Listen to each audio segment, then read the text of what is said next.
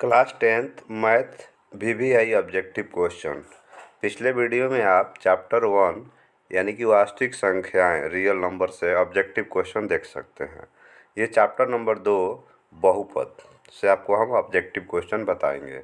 तो पहला क्वेश्चन है आपका, यदि बहुपद x square plus P x minus Q के शून्य अंक एक दूसरे के व्युत्क्रम हो तो क्यू का मान क्या होगा। एक दूसरे के व्युत्क्रम हो तो क्यू के मान क्या होगा। तो जैसे मान लीजिए व्युत्क्रम कह रहा है, आप जानते हैं मूलों के योग बराबर क्या होता है। मूलों के योग बराबर होता है -b/a और मूलों का गुणनफल होता है c/a। ठीक है, c/a। यहाँ पर क्या है, देखिए a का मान जो है 1 है, b का मान जो है आपका p है और q का मान जो यहाँ पर p हो गया और c के मान जो है -q है उसके जगह पर। तो कह रहा है एक दूसरे के शून्यंक जो है एक दूसरे के व्युत्क्रम है तो q का मान क्या होगा। तो q का मान आपका जो है 1 हो जाएगा। आंसर हो गया आपका बी नंबर। दूसरा क्वेश्चन देखिए क्या है, निम्नलिखित में से द्विघात बहुपद के शून्यकों का योग -3 तथा गुणनफल 2 है, तो इसमें से कौन होगा। तो द्विघात बहुपद ज्ञात करना, इसका फॉर्मूला होता है x square minus alpha plus beta into x plus alpha into beta. तो हो गया आपका एक्स स्क्वायर माइनस मूलों का योग -3 है तो माइनस माइनस प्लस हो जाएगा 3x और प्लस हो जाएगा गुणनफल कितना है 2। तो x square 3x plus 2 answer हो जाएगा। तो आंसर हो जाएगा आपका ए नंबर। चलिए बढ़ते हैं अगले क्वेश्चन की तरफ। अगला क्वेश्चन है आपका, पी एक्स बराबर एक्स स्क्वायर -3x -4। तो पी एक्स का एक शून्यक है, इसमें से एक शून्यक मतलब कि इसको हल करना है तो इसको हम फैक्टर करेंगे x square -4x plus x -4। ठीक है, तो एक्स कॉमन करेंगे तो एक्स -4 हो जाएगा। ठीक है, तो एक्स -4 यानी कि एक्स बराबर 4 आंसर एक आ जाएगा। तो यहाँ एक हमको पता चल ही गया तो यहाँ पर हम टिक लगा देंगे बी नंबर ऑप्शन पे।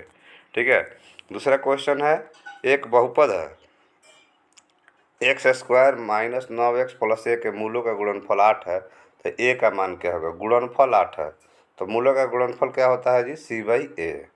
c/a तो c की जगह पर a है, a की जगह पर 1 है। गुणनफल कितना है 8 है तो a बराबर 8, तो a बराबर 8 आंसर हो जाएगा यानी कि सी नंबर आंसर हो गया। अगला क्वेश्चन देखिए क्या है, द्विघात बहुपद x square plus 3x plus 2 के शून्यक है।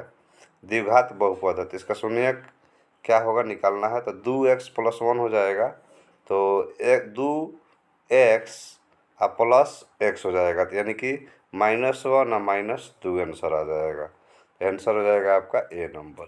चलिए अगला क्वेश्चन देखते हैं 6 नंबर। इतना आपको दिया हुआ है पी एक्स बराबर तो शून्य अंक अल्फ़ा बीटा, तो अल्फ़ा बीटा का मान बताना। अल्फ़ा बीटा तो अल्फ़ा इंटू बीटा क्या फार्मूला होता है c/a। तो -6/1 तो -6 हो जाएगा। आंसर हो गया बी नंबर। अगला क्वेश्चन देखिए क्या है 7 नंबर। क्वेश्चन है आपका, एक्स स्क्वायर प्लस ए एक्स माइनस बी के मूल बराबर परंतु विपरीत चिन्ह के हो तो ए का मान बताइए। मूल बराबर है और विपरीत चिन्ह के हो तो ए का मान बताना है। मूल बराबर का मतलब होता है विवेचक बराबर 0। ठीक है,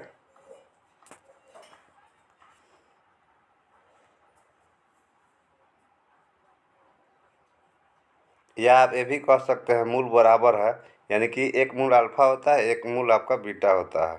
ठीक ठीक है, परंतु चिन्ह विपरीत चिन्ह यह है, मैंने अल्फा तो हो जाएगा अल्फा प्लस बीटा। ठीक है, बराबर 0। तो अल्फा और बीटा हम निकाल लेंगे। ठीक है, तो इस तरह से हमारा आंसर ए का जो है निकल जाएगा, सी आंसर आ जाएगा। अगला क्वेश्चन देखिए क्या है 8 नंबर। 8 नंबर क्वेश्चन है, 2 के पावर एक्स प्लस वाई है और 2 के पावर एक्स माइनस वाई या √8 है। ठीक है, तो देखिए क्या हो जाएगा, 2 है एक्स प्लस वाई है, एक्स प्लस वाई पावर में है और यहाँ पर √8 है। √8 तो इसको लिख सकते हैं 2 अब बाटा 2, इतना लिख सकते हैं हम लोग।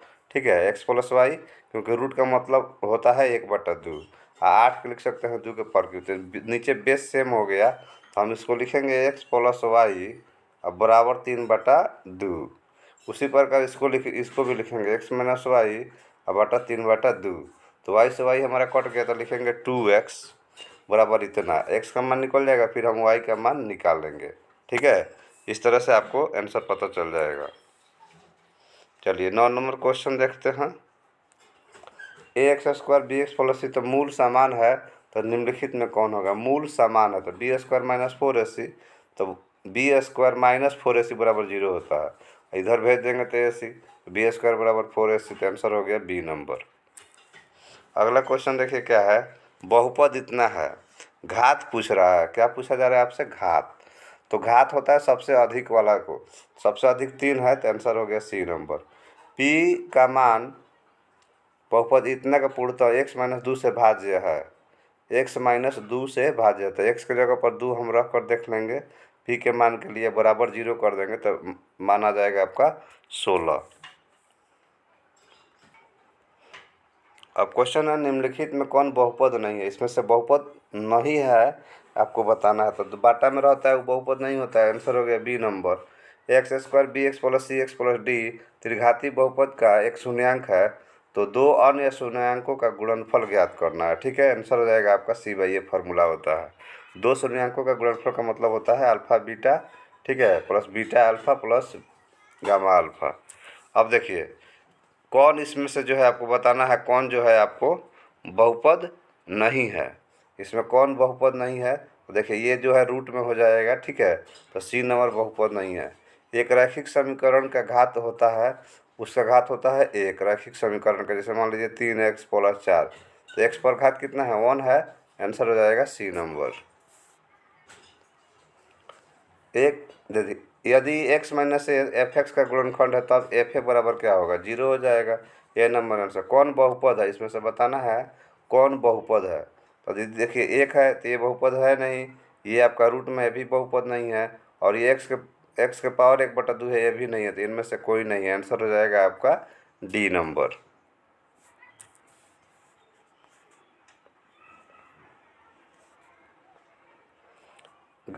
चार घात वाले बहुपद को क्या कहते हैं?